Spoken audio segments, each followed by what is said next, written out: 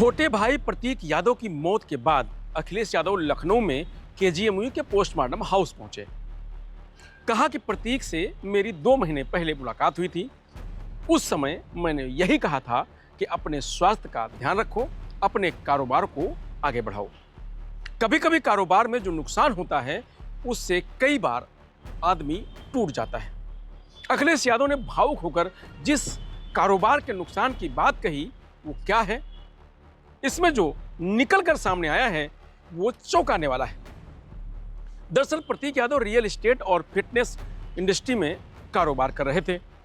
उनकी कंपनियों में पत्नी अपर्णा यादव के भाई यानी उनके साले अमन बिष्ट पार्टनर थे।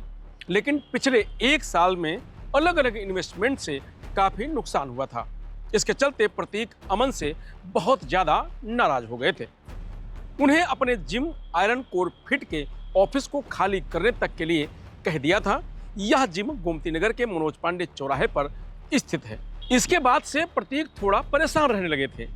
हालांकि अमन बिष्ट सिविल अस्पताल में प्रतीक के साथ एम्बुलेंस में दिखे, साथ ही वह पोस्टमार्टम हाउस में भी मौजूद रहे।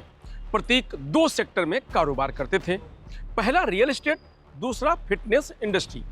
रियल एस्टेट कारोबार को संभालने के लिए प्रतीक पत्नी अपर्णा यादव के भाई अमन बिष्ट की मदद लेते थे।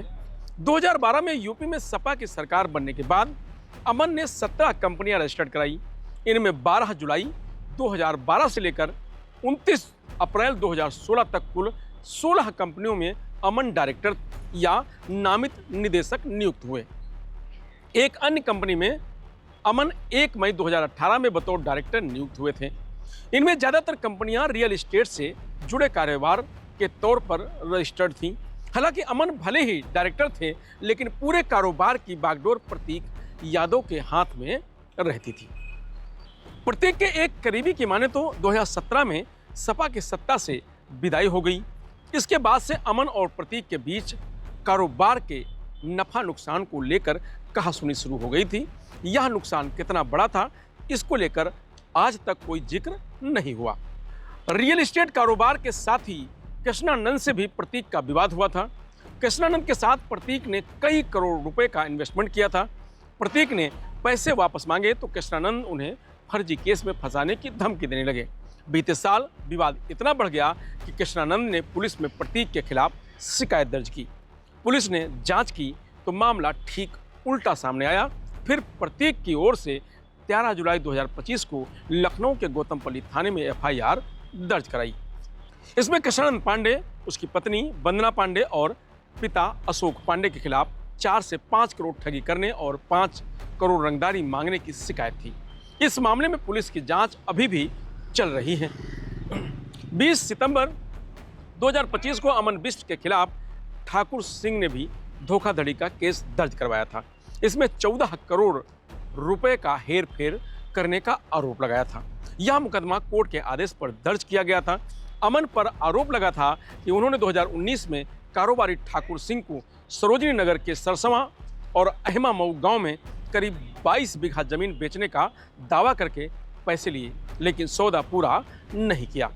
रुपए अमन बिष्ट की कंपनी मोनाल इंफ्रा हाइट्स के खाते में ट्रांसफर हुए थे। इसकी जांच भी चल रही है। सूत्र बताते हैं कि प्रतीक ने नोएडा के भी एक कारोबारी के साथ कई करोड़ का इन्वेस्टमेंट किया था। जिस कारोबारी के साथ पैसे इन्वेस्टमेंट किए गए थे उसकी नीयत खराब हो गई। उसने प्रतीक के पैसे वापस करने से इनकार कर दिया। इसके बाद से प्रतीक लगातार डिप्रेशन में रहने लगे थे। सूत्रों का यह भी कहना है कि प्रतीक ने अपनी दोनों बेटियों के साथ इंग्लैंड शिफ्ट होने का भी प्लान बनाया हुआ था, लेकिन इससे पहले वह कारोबार में लगे पैसे को इकट्ठा करने में लगे हुए थे। बता दें कि प्रतीक ने ब्रिटेन की लीड्स यूनिवर्सिटी से MBA किया था। बिजनेस घाटे, केस और पारिवारिक तनाव के चलते वो दोनों बेटियों के साथ इंग्लैंड शिफ्ट होना चाहते थे। वहां पढ़ाई की थी, इसलिए सेटल होने का प्लान था।